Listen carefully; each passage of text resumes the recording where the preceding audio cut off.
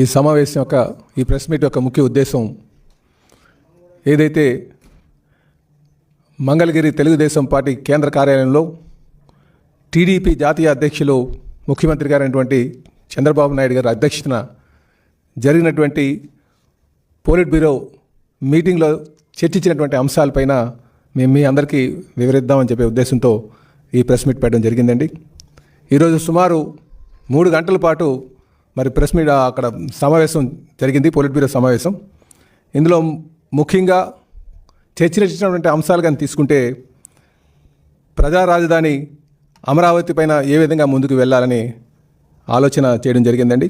దాంతోపాటు పోలవరం ఏ విధంగా నిర్మాణం చేయాలి, ఎందుకంటే మేము 2014-19 మధ్యన అక్కడ నిర్మాణం శరవేగంగా తీసుకెళ్లిన తర్వాత రివర్స్ టెండరింగ్ అని చెప్పేసి వీళ్ళు మళ్ళీ దాని విధ్వంసానికి పాల్పడినటువంటి పరిస్థితులు మీ అందరికీ తెలిసిందే. ముఖ్యంగా ఆ డయాఫ్రామ్ వాల్ విషయంలో దానిపైన చర్చించడం జరిగింది. అలాగే నదుల అనుసంధానం పైన కూడా ఏ విధంగా ఇప్పుడు మనకి సకాలంలో వర్షాలు పడి నీరుని ఏ విధంగా మనం నిల్వ చేయాలి, దీనికి ఏ విధంగా నదులు అనుసంధానం చేయాలనే విషయం మీద కూడా ఈరోజు సుదీర్ఘంగా చర్చించడం జరిగిందని చెప్పి తెలియజేస్తున్నామండి.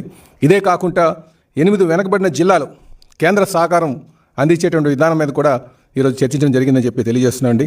అలాగే ఆగస్టు 15న అన్నా క్యాంటీన్లు ప్రారంభించడానికి పైన కూడా మరి చర్చ జరిగిందని చెప్పేసి మీకు తెలియజేస్తున్నాం. ఇదే కాకుండా మరి నీరు చెట్టు బిల్లుల పైన చాలామంది ఇక్కడికి మాకు అనేక సందర్భాల్లో ఇక్కడికి వచ్చి వారు మాకు వాళ్ళ వినతులు ఇవ్వడం జరుగుతుంది. దానిపైన కూడా నీరు చెట్టుకు సంబంధించిన బిల్లులు ఏ విధంగా వాటిని రిలీజ్ చేయాలని దానిపైన కూడా చర్చించడం జరిగిందని చెప్పి తెలియజేస్తున్నాం. ఇదే కాకుండా పేదరికం లేనటువంటి సమాజం నిర్మాణం ఏ విధంగా చేయాలి, దానిపైన కూడా సుదీర్ఘంగా చర్చించడం జరిగిందని చెప్పి తెలియజేస్తున్నాం. అలాగే జగన్మోహన్ రెడ్డి గారు విధ్వంస పాలన, ఫేక్ ప్రచారాలపైన ఈయన సోషల్ మీడియాని ఆసరాగా చేసుకుని అనేక తప్పుడు ప్రచారాలు చేస్తున్నటువంటి దానిపైన కూడా మరి చర్చించడం జరిగిందని చెప్పేసి తెలియజేస్తున్నాం. అలాగే ముందుగా మరి అద్భుతమైనటువంటి విజయాన్ని వైపు నడిపించినటువంటి చంద్రబాబు నాయుడు గారు కూడా మరి పోలిట్ బ్యూరో సభ్యులందరూ కలిపి వారికి ధన్యవాదాలు తెలియజేయడం జరిగిందండి. దీంతోపాటు ఈ విజయం అందించినటువంటి ఎన్డీఏ పక్ష నేతలకు, కార్యకర్తలకు, ముఖ్యంగా తెలుగుదేశం పార్టీ నాయకులకు, ప్రజలకి కూడా ఈ సందర్భంగా పోలిట్ బ్యూరో వాళ్ళకి ధన్యవాదాలు తెలియజేయడం జరిగిందని కూడా ఈ సందర్భంగా తెలియజేస్తున్నాండి. దీంతోపాటు నామినేటెడ్ పదవులపైన ఏ విధంగా, ఎందుకంటే ఆహర్నిశలు కష్టపడినటువంటి కార్యకర్తలకి సముచిత స్థానం కల్పించాలి, ప్రభుత్వంలో భాగస్వామ్యం చేయాలన్న ఒక ఉద్దేశంతో వాళ్ళకి నామినేటెడ్ పదవి ద్వారా వారికి సముచిత స్థానం కల్పించి వారికి గౌరవం ఇవ్వాలన్న ఒక ఆలోచనతో మరి దానిపైన కూడా సుదీర్ఘంగా చర్చించడం జరిగిందని చెప్పి తెలియజేస్తున్నాండి. ఇలాగా వీటితో పాటు సభ్యత్వ నమోదు కార్యక్రమం కూడా రాబోయే రోజుల్లో మాకు ప్రతి ఏడాది అక్టోబర్-నవంబర్లో, సెప్టెంబర్-అక్టోబర్ సమయంలో ఈ సభ్యత్వ కమిటీలు వేసుకొని అక్టోబర్-నవంబర్లో ఈ మెంబర్షిప్ డ్రైవ్ ఉంటుందండి. దాని మీద కూడా చర్చించడం జరిగింది. అయితే ఈసారి కూడా మెంబర్షిప్ కేవలం 100 రూపాయలు పెట్టే, గతంలో ఇన్సూరెన్స్ 2000 పెట్టుకున్నాం. ఈసారి దాన్ని కొంచెం ఆ మెంబర్షిప్ మీద కూడా మాట్లాడేటువంటి పరిస్థితి, దాని మీద కూడా డిస్కస్ చేసామని చెప్పి తెలియజేస్తున్నాం. ఇది ముఖ్య అంశాలని చెప్పి తెలియజేస్తూ ఇక్కడ మా కాళసింగ్ గారు మాట్లాడుతూ కోరుచున్నాం. అందరికీ నమస్కారాలు. 5 సంవత్సరాల జగన్మోహన్ రెడ్డి అరాచక పాలనను భరించిన తెలుగు ప్రజలు చిత్తుగా ఓడించి చంద్రబాబు నాయుడు గారి సమర్థవంతమైన నాయకత్వం ఆంధ్రప్రదేశ్ రాష్ట్రానికి అవసరం.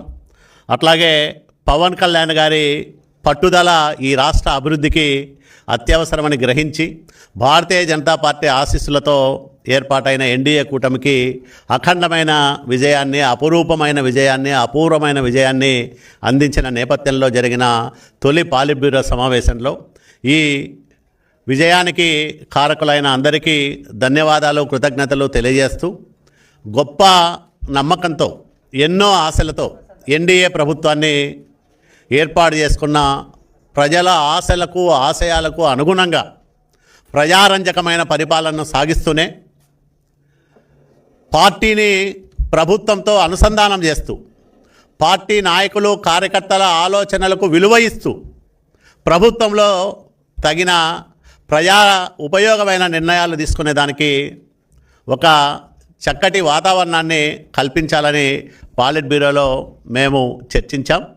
ఎందుకంటే ఈ అఖండమైన విజయానికి ప్రజలు ప్రధాన కారకులైతే 5 సంవత్సరాలు దుర్మార్గ పరిపాలనలో అనేక అక్రమ కేసులలో ఇరుక్కొని ఆస్తులు పోగొట్టుకొని ప్రాణాలను బలి ఇచ్చి అనేక త్యాగాలు చేసిన కార్యకర్తలు నాయకుల సేవలను పార్టీ ఎప్పుడూ మర్చిపోదు.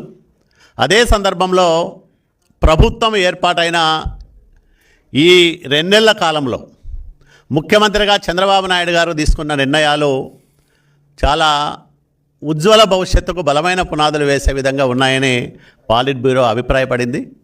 తొలి 5 సంతకాల్లోనే సంక్షేమానికి పెద్దపీట వేస్తూనే చీకటి చట్టాలకు చరమగీతం పాడడంతో పాటు ఒక ప్రజారంజకమైన పరిపాలనకు మంచి బిగినింగ్ ఇచ్చారు చంద్రబాబు నాయుడు గారని పాలిట్ బ్యూరో సభ్యులందరూ కూడా మా నాయకుడు చంద్రబాబు నాయుడు గారిని ప్రశంసించడం జరిగింది. 5 సంతకాలతోనే ప్రజల్లో ఒక గొప్ప నమ్మకాన్ని ముఖ్యమంత్రిగా చంద్రబాబు నాయుడు గారు కల్పించగలిగినారని కూడా పాలిట్ బ్యూరో సభ్యులందరూ కూడా కొనియాడడం జరిగింది. ఈ 5 సంతకాల అంశాల అమలులో కూడా చకచకా జరుగుతున్న నిర్ణయాలు ప్రజలు, ముఖ్యంగా నిరుద్యోగులు, రైతులు, వీటి వల్ల లబ్ధి పొందే నిరుపేదలు, అన్నా క్యాంటీన్ల లాంటి వాటి వల్ల లబ్ధి పొందే నిరుపేదలు, వీళ్ళందరినీ దృష్టిలో పెట్టుకొని తెలుగుదేశం పార్టీ ఏ పునాదుల మీద అయితే ఏర్పాటైందో ఒక సంక్షేమ శ్రేయోరాజ్యాన్ని ఆంధ్రప్రదేశ్ రాష్ట్రంలో స్థాపించాలని ఎన్టీ రామారావు గారు కలలు కన్న ఆ విస్తృత ప్రయోజనాలను సాధించే దిశగా తొలి బలమైన అడుగులు చంద్రబాబు నాయుడు గారు వేశారు ముఖ్యమంత్రిగాని పాలిట్ బ్యూరో సమావేశం అభిప్రాయపడింది. మరి వీటితో పాటు ఇందాక చెప్పినట్లు 2 కళ్ళు లాంటి రాష్ట్రానికి 2 కళ్ళు లాంటి అమరావతిని పట్టాలెక్కించడం, పోలవరాన్ని సాధ్యమైనంత త్వరగా పూర్తి చేయడం, ఈ 2 ప్రధానమైన లక్ష్యాలతో పాటు వెనుకబడిన ప్రాంతాల అభివృద్ధికి పెద్దపీట వేయడానికి ఈరోజు తీసుకుంటున్న నిర్ణయాలు చాలా దోహదం చేస్తాయని కూడా పాలిట్ బ్యూరో అభిప్రాయపడింది. ఎందుకంటే వంశధార, గోదావరి, కృష్ణా, పెన్నా నదుల అనుసంధానం, వీటి వల్ల ఆంధ్రప్రదేశ్ రాష్ట్రంలో భవిష్యత్తులో అంటే ఒక దశాబ్ద కాలంలో ప్రతి ఎకరాకు నీళ్ళు ఇవ్వచ్చని బలంగా నమ్ముతున్నాడు మా నాయకుడు చంద్రబాబు నాయుడు గారు. ఒకవైపు వెనుకబడిన ఉత్తరాంధ్రకు సాగునీటి సదుపాయాలు పెంచడంతో పాటు అత్యంత కరువు పీడిత రాయలసీమకు కృష్ణా జలాలతో పాటు గోదావరి జలాలను కూడా అందించాలనే తపన చంద్రబాబు నాయుడు గారిలో స్పష్టంగా కనిపిస్తూ ఉంది. దానివల్లే గోదావరి, కృష్ణా, పెన్నా నదుల అనుసంధాన్ని కూడా ఈరోజు మరో దారిలో అంటే కృష్ణా నది నుంచి మళ్ళీ అంటే గోదావరి జలాల్ని మనం నేరుగా పోతిరెడ్డిపాడులోకి పోసే విధంగా ఒక గొప్ప ప్రణాళిక రూపకల్పనకు మొన్ననే ముఖ్యమంత్రి హోదాలో చంద్రబాబు నాయుడు గారు ఇరిగేషన్ అధికారులకు ఆదేశాలు ఇచ్చారు. దీనివల్ల శతాబ్దాల కరువుతో చిక్కి శల్యమైపోయిన రాయలసీమకు ఉజ్వలమైన భవిష్యత్తు ఇవ్వడానికి ఒక రాయలసీమ బిడ్డగా, నిజమైన రాయలసీమ బిడ్డగా చంద్రబాబు నాయుడు సాగిస్తున్న కృషి అద్వితీయమని పాలిట్ బ్యూరో ఈరోజు ప్రశంసించింది. మరి ఇట్లాంటి అనేక అంశాలను ఎక్కడా జరగని విధంగా, ఎవరు ఊహించని విధంగా స్కిల్ సెన్సెస్ ఈరోజు ఆంధ్రప్రదేశ్ రాష్ట్ర ప్రభుత్వం చేస్తూ ఉంది.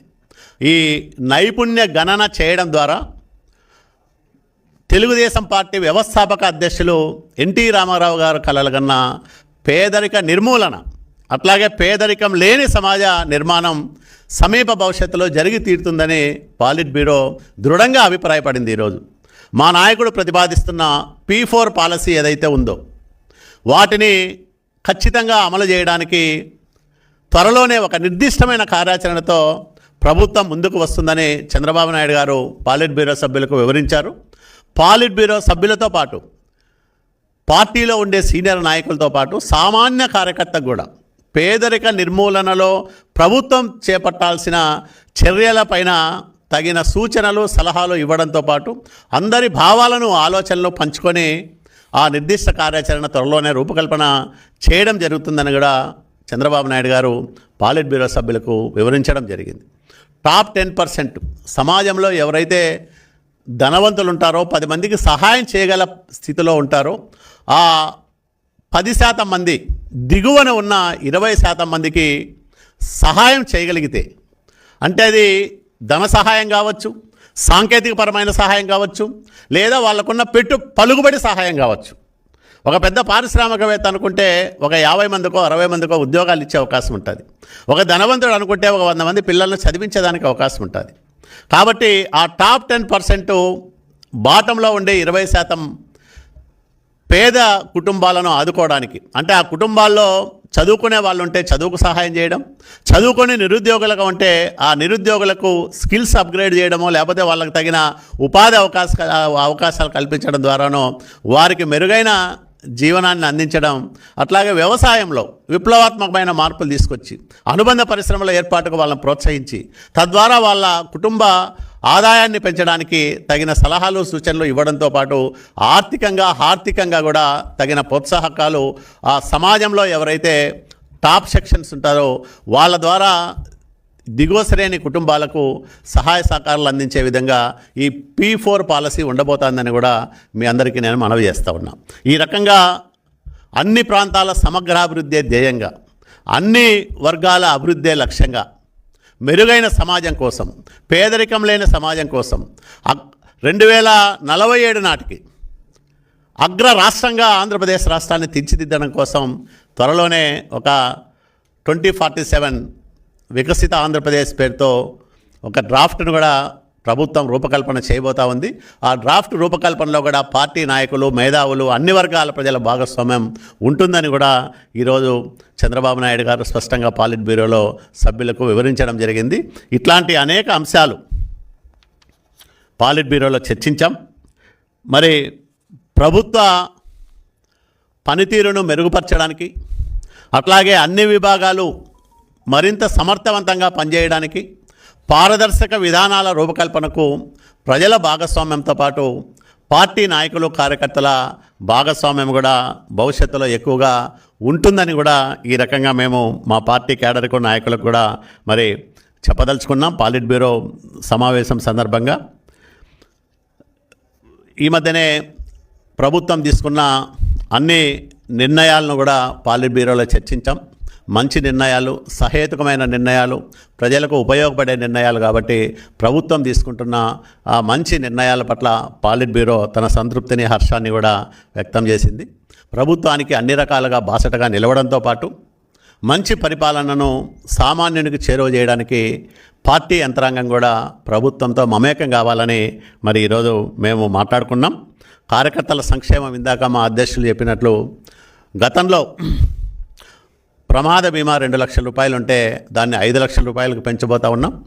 పార్టీ సభ్యత్వ రుసుము మాత్రం 100 రూపాయలే ఉంటుంది. త్వరలోనే సభ్యత్వం ప్రారంభం కాబోతుంది. మరి నామినేటెడ్ పోస్టుల విషయంలో కూడా ఒక శాస్త్రీయంగా వడపోత కార్యక్రమం జరుగుతూ ఉంది. దాని తర్వాత విడుదలయ్యే తొలి జాబితాలోనే మనకు స్పష్టంగా అర్థమవుతుంది పార్టీ అధినాయకత్వం ఎంత క్షుణ్ణంగా అధ్యయనం చేసిన తర్వాత అర్హులైతే, ఎవరైతే పార్టీకి అంకితభావంతో పనిచేశారో, ఎవరైతే ఈ ఎన్నికల్లో త్యాగాలు చేశారో, ఎక్కడైతే పార్టీ నాయకత్వం కష్టపడి పనిచేసినా తగిన గుర్తింపు, గౌరవం రాలేదో అట్లాంటి వాళ్ళందరికీ కూడా త్వరలోనే నామినేటెడ్ పోస్టుల్లో ప్రాధాన్యం ఉంటుందని కూడా చంద్రబాబు నాయుడు గారు పాలిట్ బ్యూరోకి స్పష్టంగా తెలియజెప్పడం జరిగింది. Thank you.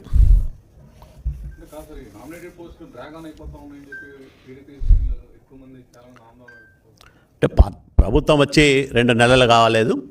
ఇక్కడ కూటమి ప్రభుత్వం ఇది. తెలుగుదేశం పార్టీతో పాటు జనసేన, భారతీయ జనతా పార్టీ కలిసి మేము ఎన్నికల్లో పోటీ చేశాం. అందరి సహకారంతో, అందరి భాగస్వామ్యంతో, అందరి కృషితో అద్వితీయమైన విజయాన్ని సాధించాం. 93% స్ట్రైక్ రేట్ అనేది బహుశా భారతదేశ రాజకీయాల్లో ఏ కూటమికి ఏ ఎన్నికల్లోనూ ఎప్పుడూ సంభవించి ఉండదు. అలాంటి ఒక అద్వితీయమైన విజయాన్ని సాధించిన సందర్భంలో తీసుకునే ప్రతి నిర్ణయము చాలా జాగ్రత్తగా తీసుకోవాల్సిన అవసరం ఉంటుంది.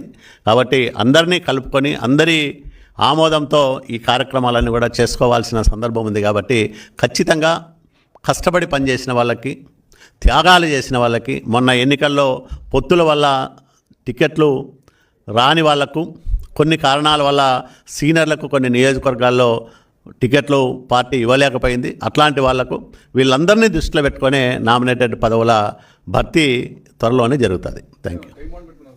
టైం బౌండ్ అనేం లేదు, త్వరలోనే ఫస్ట్ లిస్ట్ వస్తుంది. అంటే ఈ నామినేటెడ్ పదవుల భర్తీకి సంబంధించి ఇప్పుడు మా ఆఫీస్కి వచ్చి అందరు కూడా వినతులు ఇస్తున్నారు వాళ్ళు. దాంతోపాటు పార్టీ ఎప్పటి నుంచో బ్యాక్ ఆఫీస్ మాకు ఉందండి.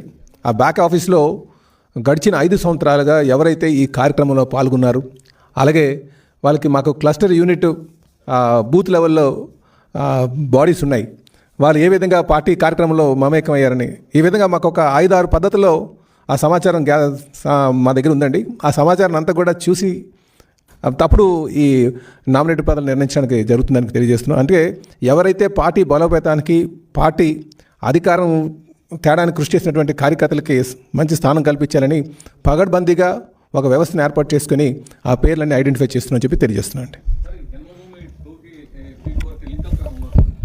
జన్మభూమి 2 త్వరలో ప్రారంభమవుతుంది. జన్మభూమి లక్ష్యం కూడా ప్రభుత్వ కార్యక్రమాల్లో ప్రజల భాగస్వామ్యం, అట్లాగే దాతల భాగస్వామ్యం మొదటి నుంచి ఉంది. అది దాన్ని మరింత విస్తృతం చేసే దిశగానే జన్మభూమి 2 కార్యక్రమం ఉంటుంది. P4 అనేది అంతిమంగా పేదరికం లేని సమాజ నిర్మాణం, వివిధ వర్గాల మధ్య కానీ సమాజంలో వివిధ కుటుంబాల మధ్య కానీ ఉన్న ఆర్థిక అంతరాలను తొలగించే కార్యక్రమం అది. దాంట్లో జన్మభూమి కూడా ఒక చోదక శక్తిగా పనిచేస్తుంది.